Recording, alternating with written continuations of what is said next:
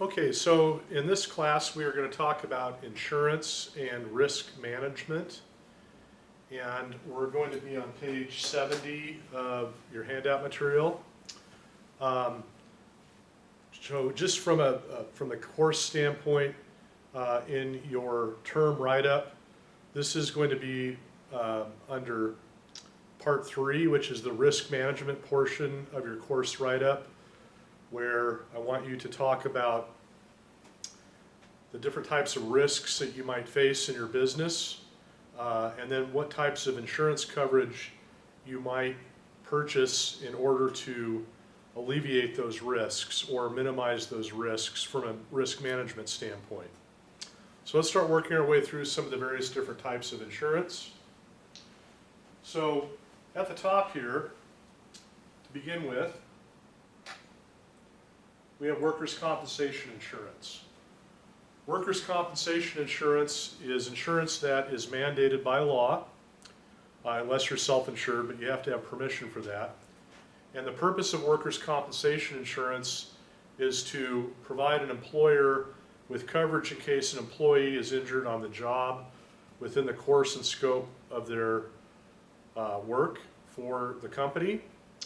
And by law, an employer is responsible for employee injuries, and in order to pay for those injuries, including medical expenses, lost wages, potential disability, either permanent or temporary, partial or total, an employer must carry workers' compensation insurance. And if an employer does not carry workers' compensation insurance, they are subject to personal liability, potentially for any injuries that an employee might sustain. And that essentially means an employer may have to pay out of their own pocket for the medical bills and lost wages and other disability of an employee, which can be very, very expensive, hundreds and hundreds of thousands of dollars potentially. In addition, if an employer fails to carry workers' compensation insurance, they may be subject to a fine by the state, along with penalties and interest, and that can become very expensive. So it's an issue having to pay workers' compensation insurance. It typically will be based upon payroll premium and also on the risk factor involving the type of work. So if you're engaged in forestry or commercial fishing, heavy construction, other type of high-risk activities, your premium, of course, is going to be more expensive than if you're doing office work or something that has a lower risk of injury. So that's workers' compensation insurance. In Oregon, typically that's going to be through SAFE, which is the State Accident Insurance Fund, which is a quasi-governmental corporation that provides that type of insurance. Excuse me. There are also private providers for that type of coverage if you want to have more of a private insurance policy, but it is mandatory by law for an employer to cover that. Okay, the next type of coverage is general line liability. So first of all, I just want to talk about this word liability. Liability insurance is insurance that is intended to cover potential claims involving a lawsuit for negligence. Perhaps somebody comes to your office building and trips and falls, or you have an employee that does something wrong, and as a result one of your customers is injured, or some other general type of a policy. Liability refers to negligence and claims arising out of faulty work or injuries that arise out of your business activity. There are various different types of liability insurance, which we'll get more into in just a moment, but the most basic type, sort of a foundational type, that every business should carry, even if you're a corporation or an LLC. The type of protection that's covered from being a corporation or an LLC is not a substitute for insurance. So general policy is a basic ground floor level liability policy that we're going to cover general types of liability arising out of your particular business. And these are policies that are tailor-made depending on the type of business you have, and you may have to get specific endorsements or additional riders to cover certain types of scenarios within your business. Also, general lines policy generally does not cover other type of specific liability like automobile accidents, which would be covered under a commercial automobile liability policy, or other type of specific types of claims, and you'd have to carry a different policy for that. But for purposes of this class, I just want you to know a general lines policy is sort of the basic foundational type of policy that every business should carry, and it's something that your agent can give you various options on. When it comes to a policy, there are two parts to an insurance policy that are important. And I have that written up here.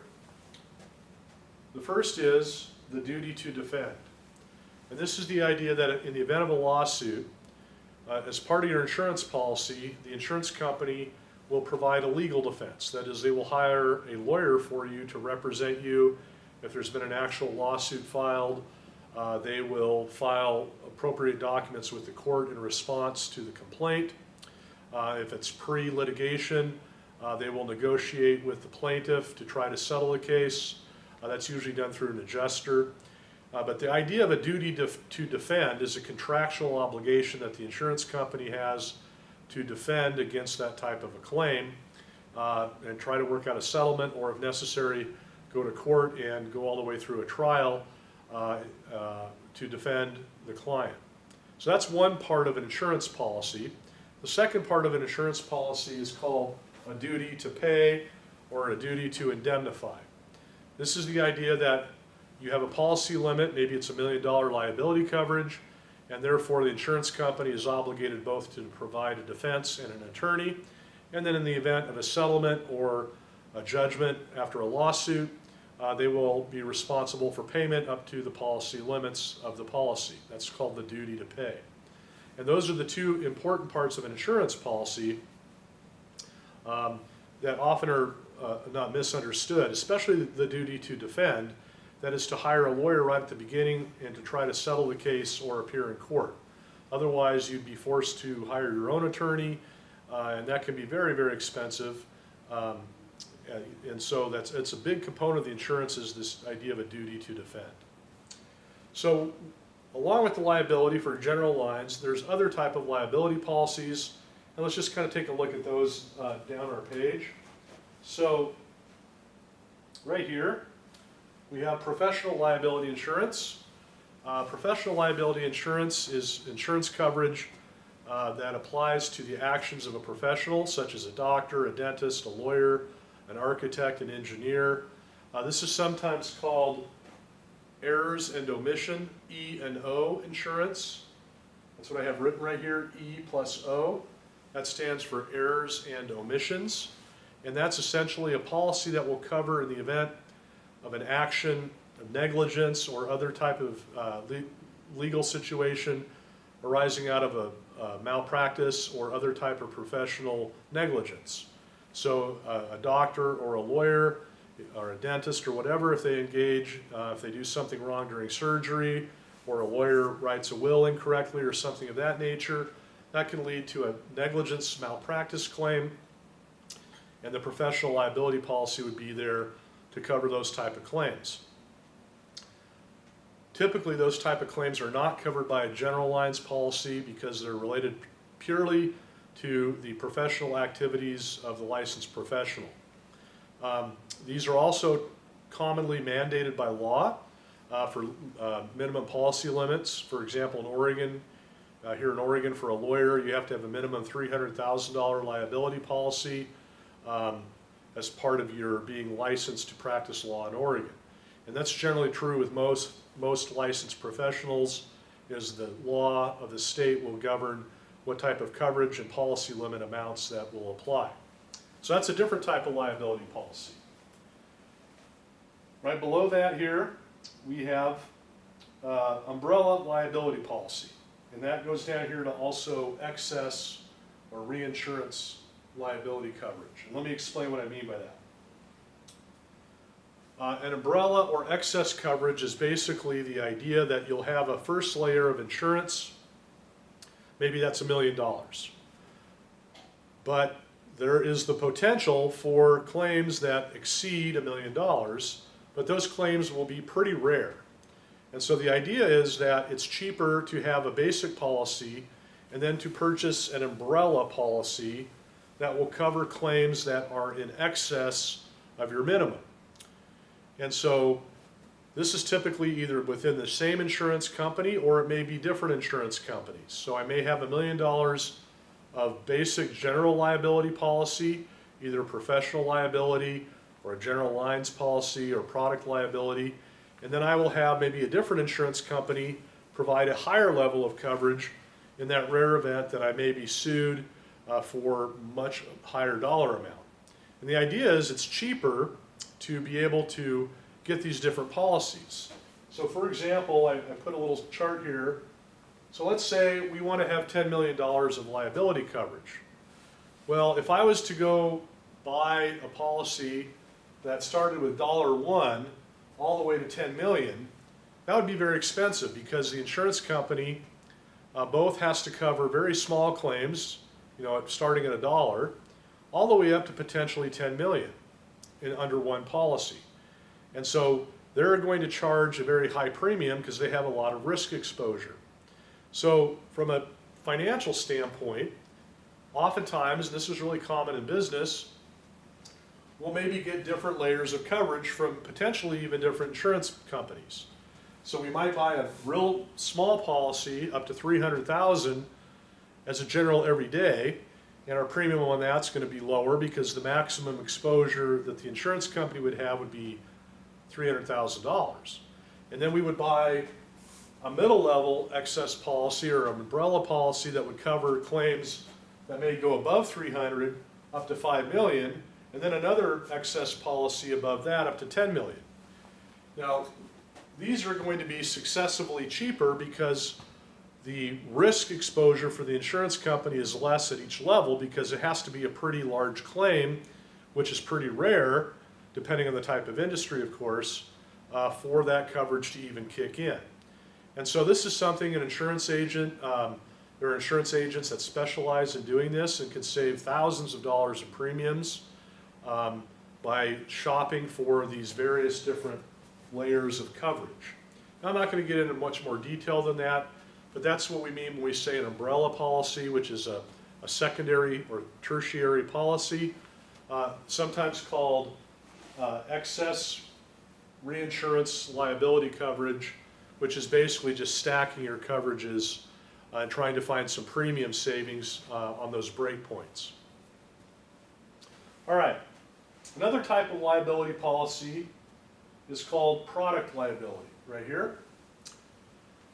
Again, liability insurance covers claims arising out of injuries, negligence, property damage, and those type of lawsuits.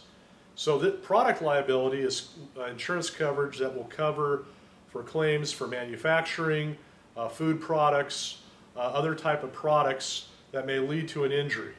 It may be an automobile part or a can of peanut butter or whatever.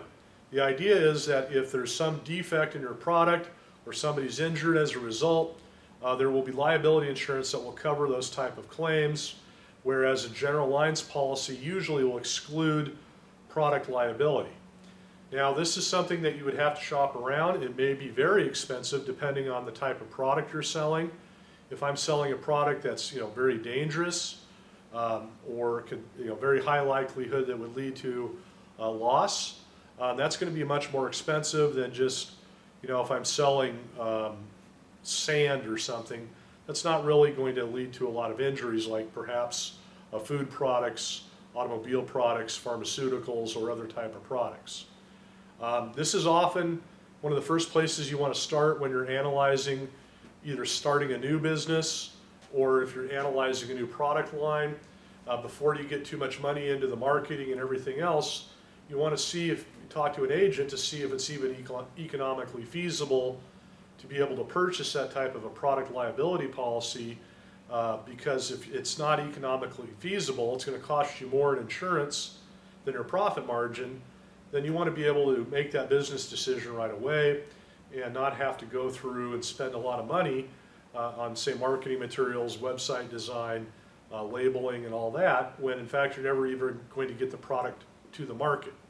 So this is one of the first places I tell my clients, you're going to want to talk to your insurance agent to find out what sort of coverage is available and if it's going to make economic sense based upon what the premium might be versus the profit margin and those sorts of things. All right. Excuse me. Next we have casualty insurance. Fire and casualty. So workers' comp insurance, liability insurance, and the next sort of broad category of insurance is casualty insurance. And this maybe go by different names, but basically the idea of casualty insurance is this is insurance that will pay for damage to assets such as a building, a motor vehicle, equipment, whatever the case may be.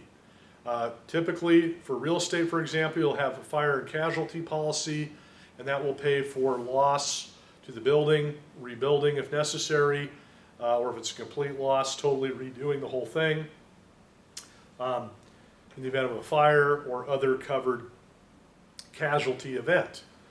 Now, this evolves all the time, and this will also be highly dependent upon where you're located geographically.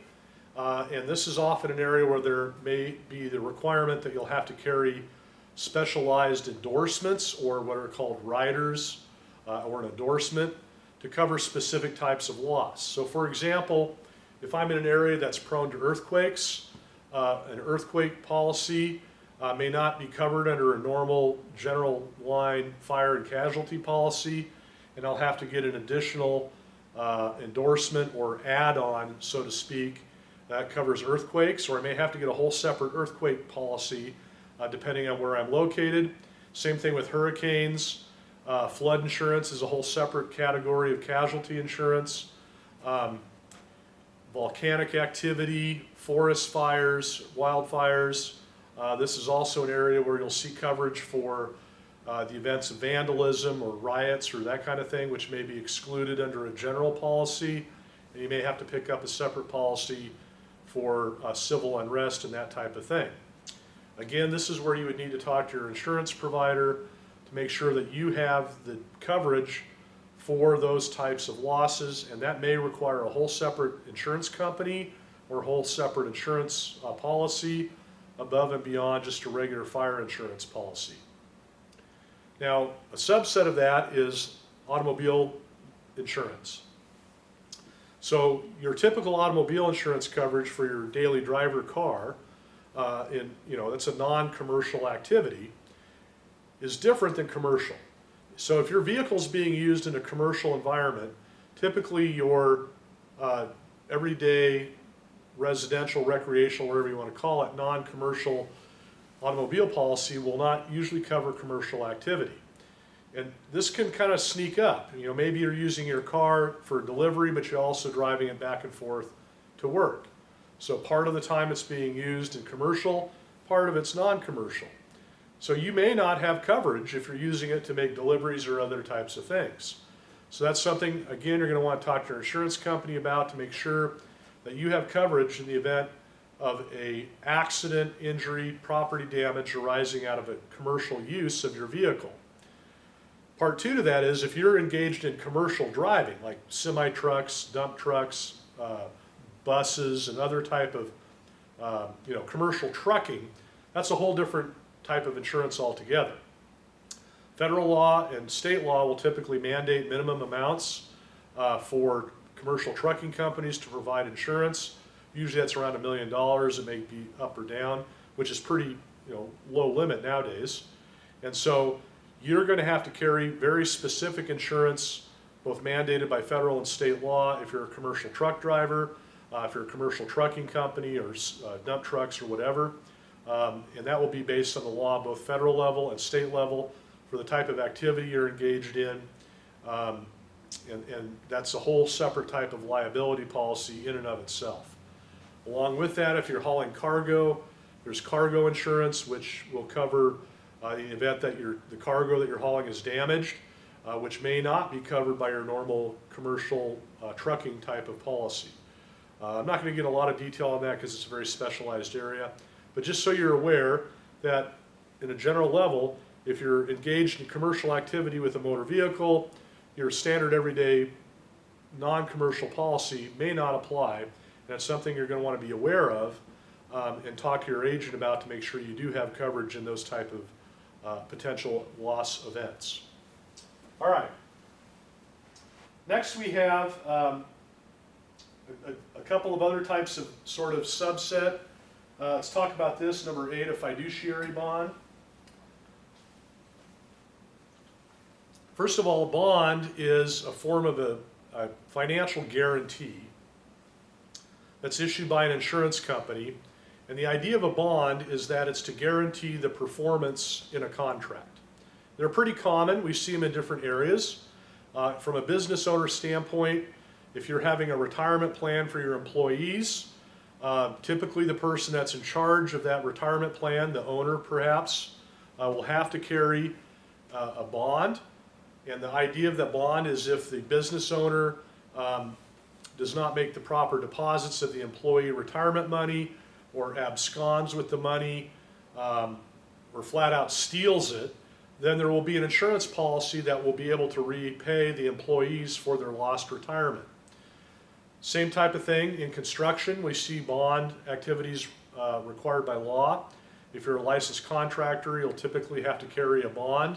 That way, if you're building a house for somebody and you do not complete the house for whatever reason, then they can apply and get repaid from the bond to hire another builder to finish out the project. On commercial type construction, you may have to require a very large bond, multi-million dollars depending on the type of project. That's especially true if you're doing government bids. They will require a performance bond. And that's again something that you'll need to cost out before you start doing bids, because you may find out that one, the cost of the bond is so prohibitive it doesn't pencil out, or you may not even be eligible for a bond depending upon your credit score and your financial history, because a lot of it's depending upon your credit worthiness. So the idea of a bond is basically just an insurance policy to guarantee that a contract will be fulfilled. Okay, number 10 and number 12, business overhead coverage and disability insurance. These are becoming more and more common, and both of these are based on the idea that if you are an owner of a business, especially in small business, and you are injured on, for whatever reason, if you get sick, or for that matter, if you pass away, there is coverage to help pay for your overhead expense. So that gives you time to either get well or to arrange to sell the business, or after somebody dies to be able to pay the bills until you can arrange for a transfer. And the idea is there will pay your business loan, your rent, your utilities, your other type of normal overhead, which may include payroll depending on the type of insurance that you have. That way, essentially, you've got cash flow coming in, excuse me, in the event that you can't work. This can be really critical, especially in a service type business. Maybe you're a dentist or a doctor or a lawyer or an accountant, and the income of the business really depends upon your ability to perform your work. And if you get sick or you become disabled, you want to have that coverage to cover your overhead so you're not having to pay it out of pocket while you make arrangements to transfer the business. In addition, there's disability coverage, which is separate. That's a type of coverage that you can buy yourself privately or a business may provide. And that's to pay you in the event that you become injured, incapacitated, disabled, and you cannot work. It will pay you personally for your lost income. Those policies can be very expensive, and you have to kind of do an economic analysis on whether or not they pencil out in the long run. But they can also be a lifesaver. I had a client once that developed Alzheimer's, had to shut down their business, and fortunately they had that disability payment that was able to come in and pay, not everything that they made, but about 40% of their essential what their income was, and it was enough for them to survive upon, since they could no longer work while they're waiting for other type of Social Security or whatever to kick in. This is often a benefit that's also provided for employees through a business plan, a benefit plan, and again, it could be a lifesaver, but it can also be very expensive. All right. Another type of insurance, sort of an offshoot, is employee theft insurance. This is insurance that covers claims arising out of theft by an employee. And this may relate to either the employee stealing money from the employer. So maybe I have a bookkeeper that's pocketing money for my deposits, and I don't catch on to it for a while. And that coverage would then come in and reimburse me for the money that my employee stole. Of course, I would have to file criminal charges. That's usually a prerequisite. But maybe more importantly, this type of coverage can also pay in the event that an employee steals money from a customer. So maybe, for example, I'm an attorney. I have money in a trust account for my client that they're targeting to either buy real estate or for whatever money I'm holding in my trust account. And perhaps I have an employee that steals that money out of the trust account. I would, as the lawyer, be personally liable for that because I'm not supervising my employee, and therefore I would want to have that kind of coverage to be able to pay those kind of claims in case of an employee theft of client money. This will also apply maybe for an accountant or a financial advisor or other people that handle money on behalf of clients, that sort of thing. Okay. Down below here, I've just made a few notes. Well, first of all, before we get there, I want to talk about notice of claim. So this term notice of claim refers to a requirement that if you are insured and you become aware of a potential claim that may fall under your insurance policy, you have a legal obligation to provide notice to your insurance company of the claim in a reasonable amount of time. Typically sooner the better. And the idea is that the insurance company has an obligation to defend you, but they also, as part of that, have a right to be able to investigate the claim while the evidence is still fresh. And so the basic premise of this is if you become aware of a claim, that may be from a lawyer sending you a letter demanding payment, or you have an employee accident or some other event, which is likely to lead to a claim against your insurance, you are required to provide notice to your insurance company. Otherwise, they can decline coverage. And I've seen this happen in the commercial trucking industry where a truck company failed to provide notice for over a year that their truck was involved in an accident, and then they got sued, and the insurance company said, we're not going to defend you because you didn't provide us timely notice. And so the commercial truck company was out of pocket on that because they didn't provide proper notice. Now, this can be a conundrum because you don't know if everything's going to lead to a claim. Maybe it's a little fender bender or something like that, and you don't want your insurance policy rates to go up. But on the other hand, you run the risk not only of having your insurance dropped altogether, but having that claim not covered under the policy that you have been paying for. So when in doubt, it's best to provide that notice. That should be done in a way that you can prove that you sent the notice, like certified mail, where you can verify receipt. I typically will send it in the form of an email, fax, certified mail, or all of the above, along with just regular U.S. mail. Just the old phone call to your agent that's not really traceable very well. You want to be able to document that. If it is through a phone call, make sure you keep notes in your loss prevention file, that who you talked to, the date and time, perhaps a call log, just so you can verify that you provided that notice. Okay, so that's sort of a general overview of insurance. Again, this is not a course on insurance. I just want you to have a general idea about the various different types of policies that we have. And again, in terms of your project, this is something you can discuss under the risk management portion, which is part 3 of your project. Tell me what type of insurance that you think might be applicable. If you want to research various specific types of coverages for your product, Anything like that, that's a great thing to put into your write-up. It's a way for you to put content together. Give me the works cited, which is fine if you just want to use links. So if you went on the State Farm website and looked up the type of coverage they have, if you want to cost it out, there's a lot of room there for you to be able to write up a lot of information from a risk management standpoint and how you can minimize your risk through purchasing of insurance and the different coverages that might be available and which type of coverage you think would be best for your business. Okay, so that's the end of this topic video.